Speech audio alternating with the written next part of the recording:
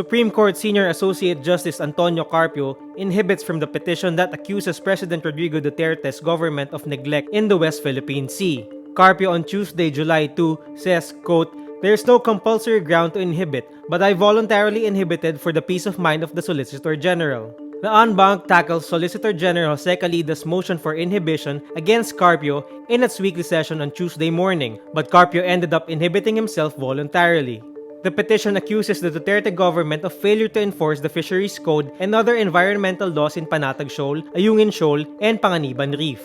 Carpio is a leading expert on the West Philippine Sea and a vocal critic of Duterte's lenient policy towards China. He also said it is unconstitutional to allow the Chinese to fish in Philippine waters. President Rodrigo Duterte's eldest son, Paolo Duterte, expresses confidence Tuesday, July 2, he would be able to unite the lower chamber if he becomes Speaker of the House. He says, quote, "The House is divided. I might be able to help unite it." He also proposes a term-sharing deal among multiple lawmakers from Luzon, Visayas, Mindanao, and the party list bloc. The president in a May 27, 2019 speech promised to resign should Paolo run for the speakership. Itong si Paolo, sabihin ko sa kanya, if you run for the speakership, let me know. Kasi kung tatakbo ka, magre-resign ako. If he insists on running, maniwala siya sa mga advisor niya, go ahead. Let me know 3 days in advance before you make the announcement and I will tender my resignation. But Panelo says Tuesday, July 2, Duterte might change his mind considering circumstances. You make a position, you make a stand on the basis of circumstances. When those circumstances change, you also change your stand. So, pwede rin magbago.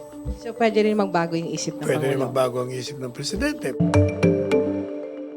Justice Secretary Menard says Tuesday, July 2, individuals who file an impeachment complaint against President Rodrigo Duterte will not be arrested. This comes after Police Chief Oscar Albayalde said on Monday, July 1, the Philippine National Police, or PNP, was ready to arrest impeachment filers if Duterte would order it. Filing an impeachment complaint is not a crime.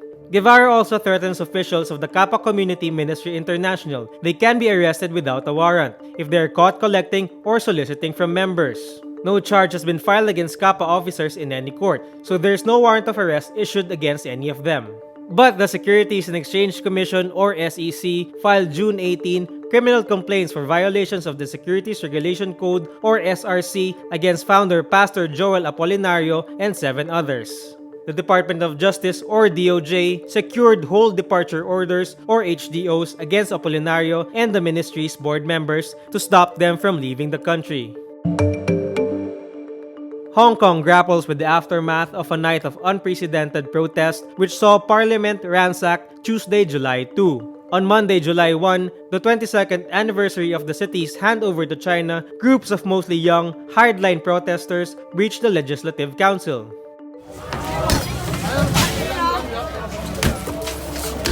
They hung the city's colonial-era flag in the debating chamber, scrawled messages such as "Hong Kong is not China" on walls, and defaced the city's seal with spray paint. Police charged into the building shortly after midnight to retake control. Hong Kong has been thrown into crisis by weeks of demonstrations over the controversial extradition bill, which citizens see as a threat to their freedoms. Because of this, Beijing now calls for a criminal probe into the unparalleled challenge to its authority. Pop culture icon Kim Kardashian announces Monday, July 1, she will change the name of her new Kimono line of underwear. Kardashian sparked a social media storm last week when she unveiled the new line, with the mayor of Japan's ancient capital Kyoto asking her to consider renaming her shapewear line. I ask you to reconsider your decision of using the name Kimono in your trademark. Kimono is a traditional ethnic dress fostered in our rich nature and history. #KimOno trended on Twitter. She says on Twitter and Instagram, "I am always listening, learning, and growing. I so appreciate the passion and varied perspectives that people bring to me. After careful thought and consideration, I will be launching my solution wear brand under a new name."